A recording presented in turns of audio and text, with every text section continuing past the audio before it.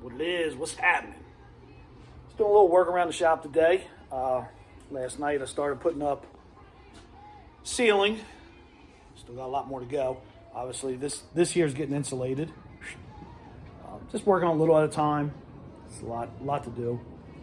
So today I'm digging out, that's a little V8 Chevy that eventually, that motor will find its way into the 54 Dodge tow truck that I have with the hand crank tow truck boom.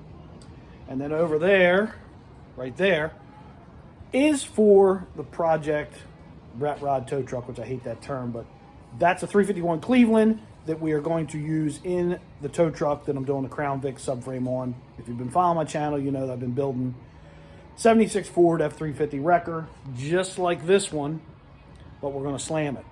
Crown Vic front suspension. It was at one point, I was going to put a 7.3 diesel with a ZF 5-speed. Reason I decided not to is this truck's been apart for a couple years and I want to get it together. That's a good running 351 Cleveland that I bought from air cleaner to oil pan, from flywheel to fan. It's got all the brackets on it. It's a running motor.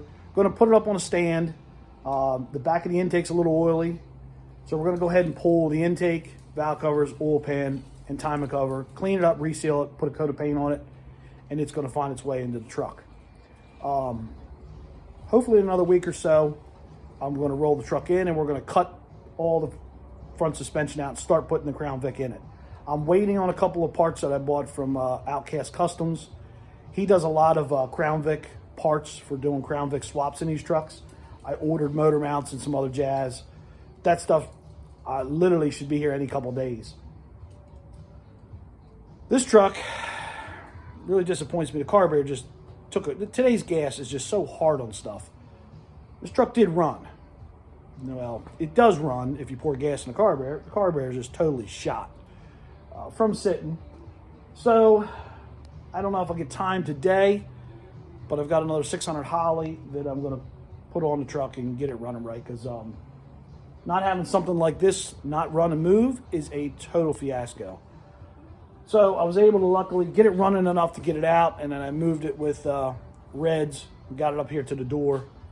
I'd like to put it over here where the Bronco is in front of that door, so it's out of my way and out of the way, so I can get this Cooper out of here.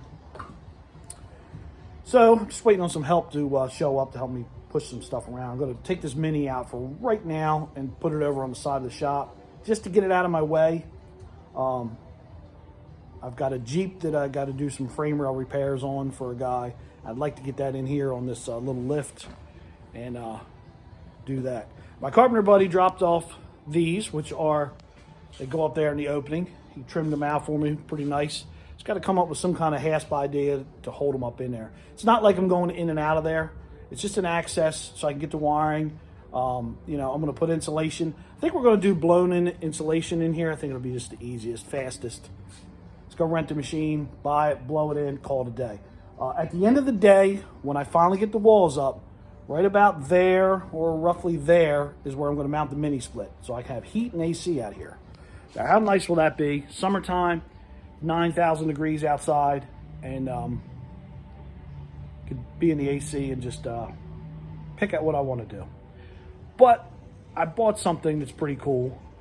I don't know if it's cool, but bought something that was cheap. Let's take a look. Let's take a walk. Yet another Bronco. Couldn't pass it up. It was cheap. I give $700 for this thing. It does run. It does drive. It is rusty. Clear's coming off of it. It looks like crap. It's got almost brand new tires on it. But here's what's interesting. Let me spin you around. What's interesting about this Bronco? This Bronco is an XL. This thing has a bench seat, roll-up windows, vinyl floor, but it does have cloth seats. 6-cylinder, C6 trans, automatic. Spare tire mounted inside, not on the body. Does not even have deluxe side panels. It just has cardboard, cheesy cardboard side panels. This was the, doesn't even have a headliner. This was the absolute cheapest full-size Bronco you could get in 1988. It does run, does drive. It's got some rust in the floor. But what's surprising is it's got just very little rust around the wheel wells, and the back brace that goes all the way across the back, it's solid. Most of the time they're rotted out. It does have a little bit of rust in the wheel well, or the wheel arches, and the actual inner fender well has a little bit of rust. Ragger Sport's rusty, which that's pretty much all these trucks. But like I said, what's interesting is how stripped down of a Bronco it is. You pretty much can't get any less options than this. It does have air conditioning, power steering, power brakes, which they all have. It does have the full drive shifter on the floor instead of electric push button. But to prove the point, these things are still out here cheap. I give $700 for this truck. It does run. It does move. It has absolutely no brakes. It's got a broken brake line somewhere. So I'm going to do all the brakes on it, the brake lines. I'm not really sure what I want to do with this thing. It's got some rust. It's still, I think it's still a fixable truck. I don't think it's just parts. It needs some other things done to it.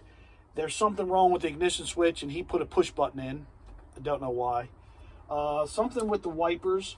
He's got a toggle switch over here to turn the wipers on. I don't know. That's something we'll have to look at. But it runs and moves for $700. So these trucks are still out there. They bought this truck brand new. I bought it from the original owner. They used it to go out on the beach, and that's what they did with the truck. The last couple of years, he said the brake line broke, then he patched one, then another one broke, and he just got to the point where he says, I don't like to work on things. He said, I just like to get in them and drive them. He says, I'm not fixing it no more. But I bet you a lot of guys have never seen a bench seat in a Bronco before. No buckets, no console, and it was a thing. You don't find very many of them. Most of the time they do have buckets or the console, so this is kind of a neat one. But this thing is stripped down. I'm thinking this truck's so stripped down that it doesn't even have quad shocks in the front. It just has single shock in the front. Most Broncos have quad shocks, 2 shocks in the front. This one doesn't even have that. She's as stripped down as they come. But I think what I'm going to do with this turd is I think we're going to put a little bit of lift on it. I think we're going to take the top off. Since the mat and everything is pretty well destroyed, I think we'll go ahead. We'll get all the flooring out of it. The body mounts are all real solid, but there is an actual hole on each side. Let me spin you around. On each side, it has some rust here in the jam. Same on the other side. But the jam here isn't rotted, and this isn't rotted. The typical rust around the wheel well. Of course, the tailgate has rust. Now, he told me this is the second tailgate he's put on this truck, so I think we're going to fix that tailgate.